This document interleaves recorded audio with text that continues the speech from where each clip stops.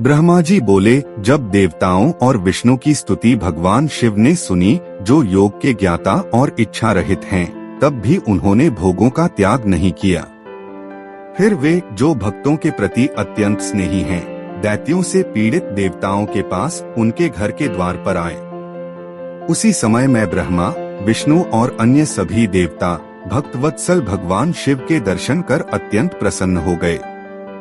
देवताओं की पहले कही हुई बातों को सुनकर भगवान शिव, जो भीतर से दुखी थे, चिंतित मन से उत्तर देने लगे।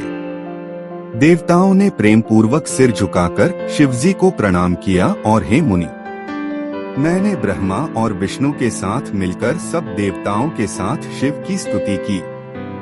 देवताओं ने कहा, हे देवों के देव, हे महादेव, हे करुणा के सागर, आप सबके हृदय में वास करते हैं। हे शिव, आप सब कुछ जानते हैं, कृपया हमारी रक्षा करें और तारक आदि असुरों का विनाश करें। शिव बोले, हे विष्णु, हे ब्रह्मा, हे देवी, मैं जानता हूँ कि आप सभी के मन में क्या है, लेकिन जो होना है वह होकर ही रहता है, भविष्य को कोई रोक नहीं सकता। हे देवों, जो होना था वह हो चुका है। अब जो सामने है उसे सुनो। मेरे तेज से जो विकिरण हुआ है उसे अब कौन धारण करेगा? जो चाहे वह इसे धारण करे। ऐसा कहकर शिवजी मौन हो गए।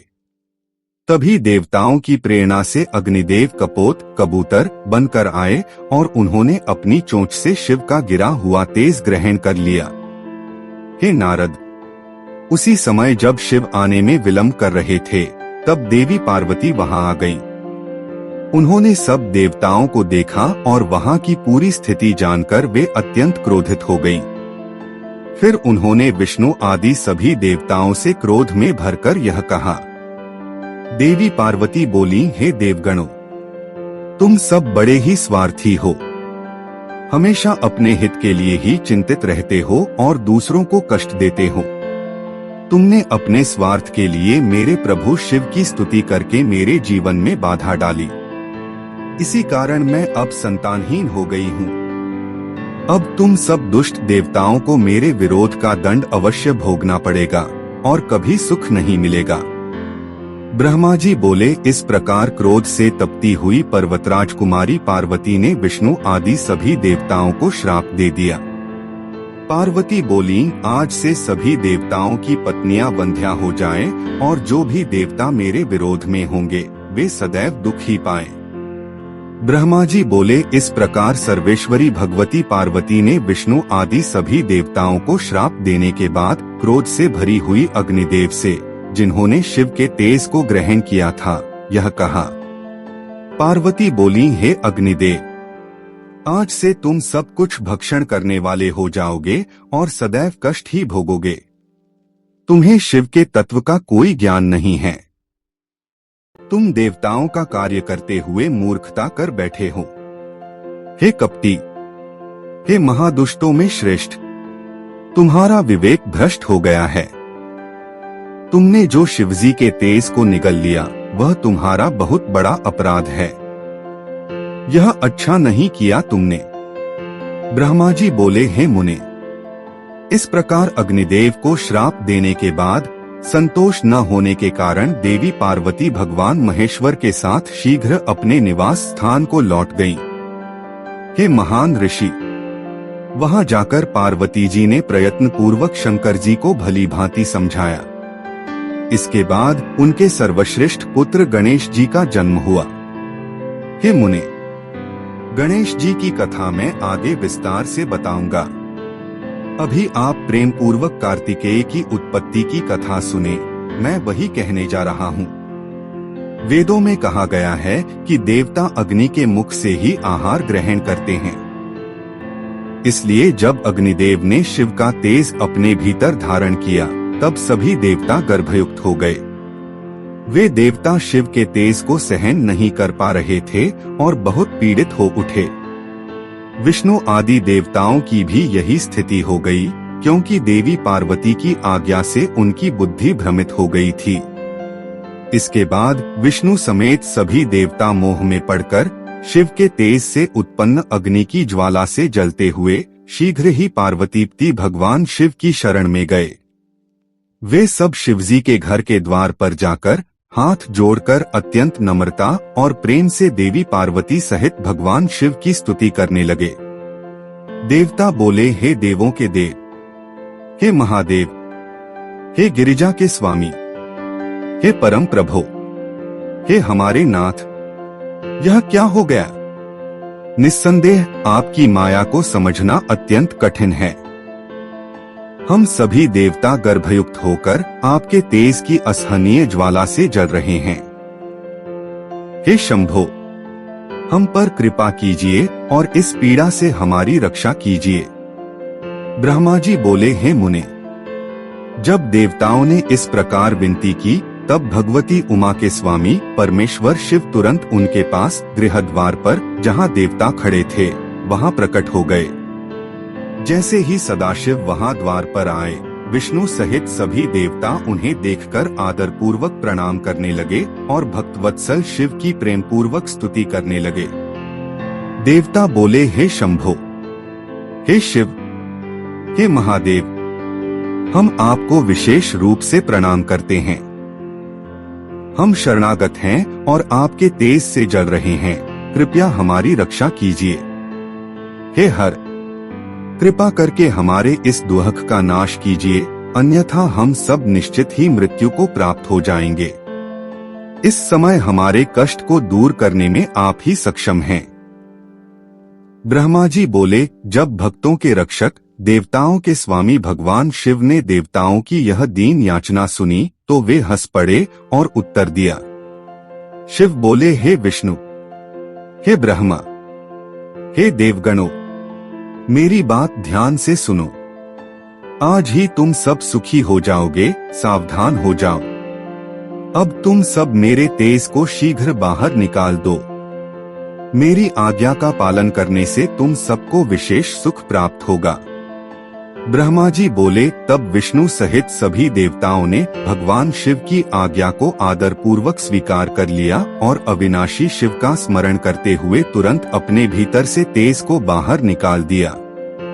भगवान शंभु का वह तेज जो स्वर्ण की तरह दमक रहा था, अत्यंत अद्भुत और सुंदर आभा वाला था। वह जब भूमि पर गिरा तो पर्वत के समान विशाल हो गया और आकाश तक फैल गया। श्रीहरि विष्णु सहित सभी देवता अब सुखी हो गए और उन्होंने भक्तवत्सल परमेश्वर शिव की स्तुति प्रारंभ कर दी। हे मुनीश्वर, लेकिन केवल अग्निदेव प्रसन्न नहीं हो सके। तब परमेश्वर श्रेष्ठ शंकर ने उन्हें विशेष आज्ञा दी। हे मुनि, इसके बाद अग्निदेव अपने मन में संतोष न पाकर व्याकुल हो उठे। वे हाथ जोड़कर विनम्र भाव से भगवान शिव की स्तुति करते हुए बोले। अग्निदेव बोले, हे देवों के स्वामी महादेव, मैं अज्ञानी और मूर्ख हूँ, फिर भी आपका सेवक हूँ। मेरे अपराध को क्षमा करें और मेरी जलन दाह का निवारण करें। हे स्वामी, आप तो दीनों पर विशेष कृपा करने वाले परमेश्वर और सदाशिव हैं। इस प्रकार अग्निदेव ने दीनता से शिव से प्रार्थना की। ब्रह्मा जी बोले, अग्निदेव की यह विनम्र प्रार्थना सुनकर दीनों पर दया करने वाले परमेश्वर सदाशिव प्रसन्न हो गए और उन्होंने अग्निदेव से कहा। शिव बोले, हे अग्नि, पाप की अधिकता के कारण ही तुमसे यह अनुचित कार्य हुआ कि तुमने मेरे तेज को निगल लिया। अब मेरी आज्ञा से तुम्हारे जलन का निवारण हो गया है।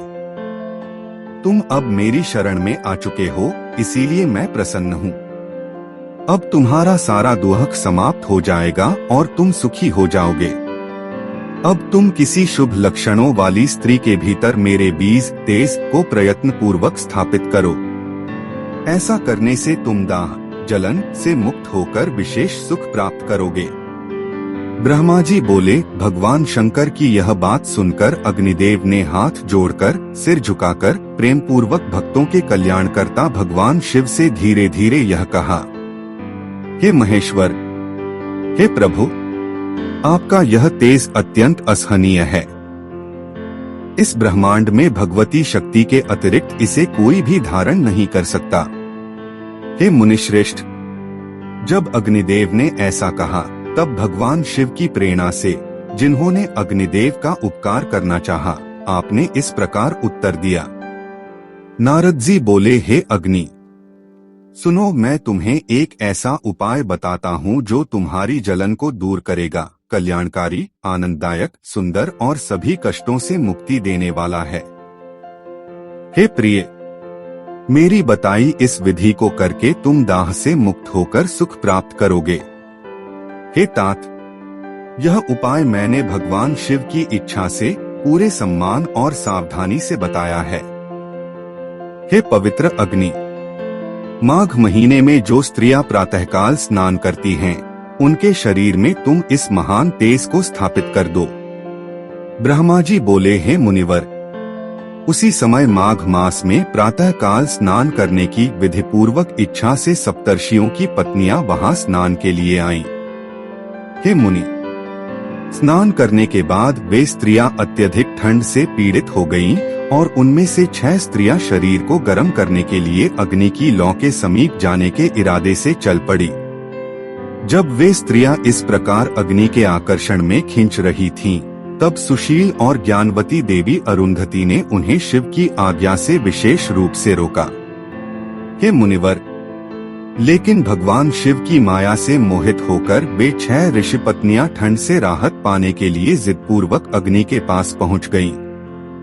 हे मुनि, तब अग्निदेव द्वारा ग्रहण किया गया वह शिव का तेज कण-कण रूप में रोमकूपों के माध्यम से उन स्त्रियों के शरीर में तुरंत प्रवेश कर गया और उसी क्षण वे अग्नि की जलन से मुक्त हो गईं।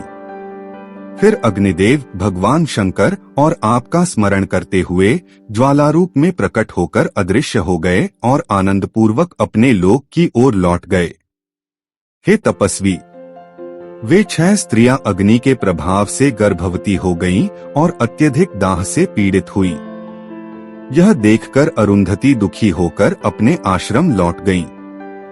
हे तात, जब ऋषियों ने अपनी पत्नियों को गर्भवती देखा तो वे अत्यंत क्रोधित और व्याकुल हो उठे। आपस में विचार करके उन्होंने अपनी पत्नियों का त्याग कर दिया। हे तात, तब वे 6 ऋषि पत्नियां अपने गर्भ को लेकर अत्यंत दुखी और चिंतित हो गईं। उनका मन अत्यंत व्याकुल हो उठा। उन्होंने भगवान शिव के उस तेज गर्भरूप शक्ति को हिमालय की पर्वत शिखा पर छोड़ दिया और वे स्वयं अग्निदाह से मुक्त हो गईं। भगवान शिव के उस अत्यंत तेजस्वी और असहनीय तेज को सहन न कर पाने के कारण हिमालय पर्वत कांप उठा और जलन से पीड़ित होकर उसने वह तेज गंगा नदी में प्रवाहित कर दिया। हे मुनीश्वर, तब गंगा ने भी उस परमात्मा शिव के प्रचंड तेज को अपनी तरंगों द्वारा सरकंडों घासपत्तियों के समूह में स्थापित कर दिया। वहां गिरा हुआ वह तेजस्वी तेज शीघ्र ही एक सुंदर, सौभाग्यशाली, आकर्षक, अत्यंत तेजयुक्त और सबको प्रिय लगने वाले बालक के रूप में प्रकट हो गया। हे मुनीश्वर, मार्गशीर्ष अगहन मास के शुक्ल पक्ष की षष्ठी तिथि को वह शिवपुत्र इस पृथ्वी पर प्रकट हुआ। हे ब्राह्मण, उसी समय कैलाश पर्वत पर हिमालय कन्या पार्वती और भगवान शंकर के हृदय में अचानक एक अलौकिक आनंद की लहर दौड़ गई। हे मुनिवर, भगवती पार्वती के स्तनों से अत्यंत आनंद के कारण दूध की धार बहने लगी और वहां उपस्थित सभी को अत्यधिक प्रसन्नता हुई। हे तात, त्रिलोकी में चारों ओर मांगलिक और सुखद वातावरण बन गया। सज्जनों के यहाँ आनंद फैला और दुष्ट दैत्यों के यहाँ विघ्न उत्पन्न होने लगे। हे नारद, तभी आकस्मिक रूप से आकाश में बड़ी भारी दुंदुभियां बजने लगीं और उस दिव्य बालक पर पुष्पवर्षा होने लगी। हे श्रेष्ठ मुनि, विष्णु सहित सभी देवताओं को अचानक अत्यंत आनंद की अनुभूति हुई और वहां एक भव्य उत्सव प्रारंभ हो गया।